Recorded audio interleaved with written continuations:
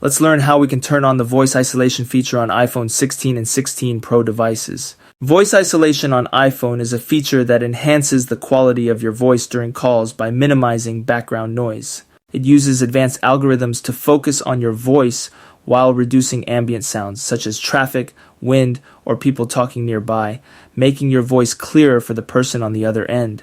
So, in order to enable voice isolation on our iPhone 16 or 16 Pro, you'll first want to be in a phone call in order to enable this. My friend is going to call me so I can show you how to enable this feature.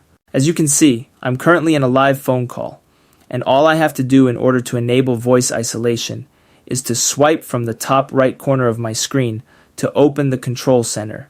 And when the control center opens, you'll want to click on this little phone controls button, which should have this orange icon, and it should be right under our dynamic island.